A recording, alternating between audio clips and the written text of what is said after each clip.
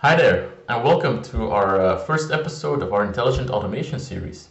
Now, I'm super excited to actually welcome you here in our Intelligent Automation series because I wanted to do this already for quite a long time and to make a video where I can really take you along into what intelligent automation is all about, to really demystify a bit the concept of intelligent automation and to also show you what benefit intelligent automation can bring to your company.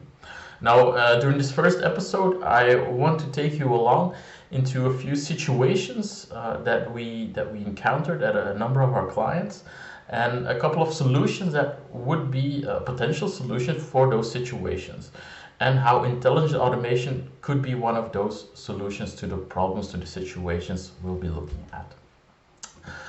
So to start off with that, a first situation or problem that we see in a number of our clients is actually that we hear that a lot of people are still systematically actually copy pasting data from one application into the other, day in, day out.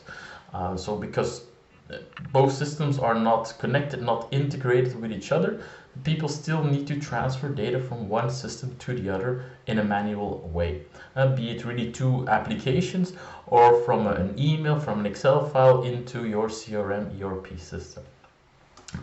Second situation that we hear is actually that a lot of people are still performing repetitive manual actions in the same system. Just because there is no automatic workflow being built into that system, people still need to perform manual actions in a certain system. And the last situation I wanted to highlight, and that might be surprising, but still a lot of organizations need to deal with paper letters and getting the data, the information in paper letters into your system.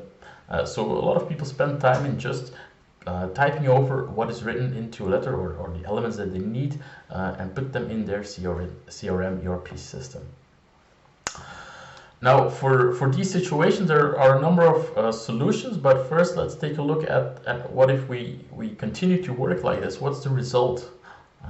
First and for all is that it's totally inefficient to work in this manner, right? Because your people are spending so much time in doing these administrative tasks that it's just not an efficient way of working. And employees are not motivated by doing these tasks. They don't get out of bed every morning and say, yes, now I'm going to copy paste data from one system to the other. That's not what drives them. And that's neither where their value add can be, right? They're not bringing any value add to your organization by doing this type of job. And next to those things, they're also spending a lot of time on that, which means that they're not spending time on what is actually important, and that's the clients, being it external clients or even internal clients. They're not spending enough time on that because they need to do that administrative work. So that means that clients are not served in time because they get caught up in the admin work and they're not responding timely to their client needs, or they're just not served adequately because the people don't have the time to talk to clients, to listen to what really is the problem and to support them in getting to a solution. Now, obviously, there are a number of solutions, ways of solving those situations. First one might be an obvious one, but you can hire more people, obviously. But we all know it takes time to find new people, to train them, to get them up to the same level as the current people are. So that's going to take time, and it could also mean quite a costly affair. But where's the scalability in this? If your organization continues to grow and grow, well, you need to repeat this process over and over again, and it's just not scalable in a fast and efficient way, right? Another solution could be to integrate two systems, so they don't have to copy paste data from one system to the other, or build workflows in one particular system, so they don't have to do those manual actions in that system. But then what we hear from a lot of clients is that we could do that. That's a potential solution, but our IT department doesn't have the time for that. It will be only in 2 years. They don't consider us as a priority, and so on and so on. So the speed in which you can realize this is often not that fast, unfortunately. Another solution might be to start developing your own application, your full-blown application that can handle all these tasks all in one, right? Or to buy a software package that does this on the market. But then obviously there's a big price tag usually related to that, which often is too much for the administrative manual work that is actually still left and right. But then there's a fourth solution, and that is intelligent automation. And for those of you that are not totally not familiar with intelligent automation, it actually consists out of two big parts for me. One is robotic process automation, and the second one is AI components that you can add to the robotic process automation. And we'll come back to that in a few slides. But I always compare intelligent automation with the rest as a speedboat compared to an oil tanker, right? Your CRM system, your ERP system, or buying a software package, building an own application, is like an oil tanker. It takes a lot of time to get from point A to point B. It's hard work. You get dirty when you work on an oil tanker. It's not fun. So people don't like that. People don't want to be on an oil tanker. If you give them the choice, you want to be on an oil tanker or on a speedboat, well, I can guarantee you that 99% chooses to be on a speedboat. And intelligent automation is exactly that speedboat. With intelligent automation, you can really automate processes pretty fast, and you can explore, like with speedboats, you can explore new horizons, you can test out quickly, you can automate another process quite quickly after that. It's fun to be on, it goes quite fast, it advances quite well. So that's the comparison I always make. And of course you need your oil tanker to keep your organization running, but deploying a few speedboats next to that can really be a big benefit. Don't get me wrong, it's not all good. You know, it's still a boat, and a boat you need to maintain, you need to keep it clean, you need to keep it working. So that's definitely also the case with intelligent automation, but it's all more, you know, maintainable than your oil tanker. Now allow me to quickly introduce myself as well. So I'm Sven, and I've actually been working for over 12 years in digital transformation, to name a buzzword. But I've been assisting CIOs with their digital strategy, as well as being a project member of projects that evolve around CRM, ERP, or building custom applications.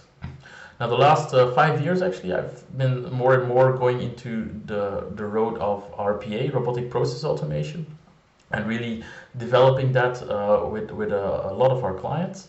And the last few years we've been adding more and more intelligent components that are based on AI technologies to our RPA offering. Now to dig a bit deeper into really what intelligent automation is all about. Intelligent automation is actually a quest for more value-adding work, and it can actually help automate the four main tasks that we do as human workers, to really free up that time of your boring, repetitive, administrative work, and really allow you to focus on more value-adding work. Now, a first dimension of intelligent automation is what I call the execution dimension. And actually you can compare it to where you would be clicking with your mouse, typing text, copy-pasting text. It's whatever we do with our hands on the laptop. That's actually the execution part. And that part is being fulfilled by robotic process automation. And robotic process automation is actually a software robot that like you, would work with the user interface of all your applications and can just click and type and copy-paste text just like you would do.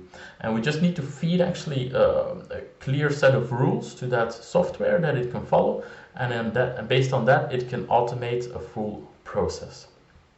So that's the execution part. Now there are three bit more intelligent components as well to what we do as human workers. And the first one is of course language, right? We receive emails and we read them, we understand them, and we know what to do. Well, that's also more and more evolving now, and we call that natural language processing, that the computer has the ability to go and understand written text and make sense of it, and then of course take the necessary actions based on the sense that it is made out of that text. The third component is with regards to vision, with our eyes. With our eyes we can see pictures, videos, also a scanned document is of course a picture for a computer, so that falls under that same category. And we can extract information from that and do something with it. And that's the same thing that computers also now start doing. So for instance, one of the most famous technologies here is optical character recognition, that allows you to extract information from scanned documents in PDF format, to extract information from that and for instance input that in your CRM system. And then of course we have the fourth dimension, and that's of course the most important one, where we think and learn as human workers. So obviously we learn from past situations, from what we did there and what the outcome was, and we try to take that along in actions and decisions we do in the future. And that's exactly the same thing that we try to do with machine learning here. We try to assess all parameters and outcomes of past situations, and when we get a new set of parameters, we try to compare that with what has been done in the past, and then we try to take the best decision based on that. So these are actually the four components of intelligent automation.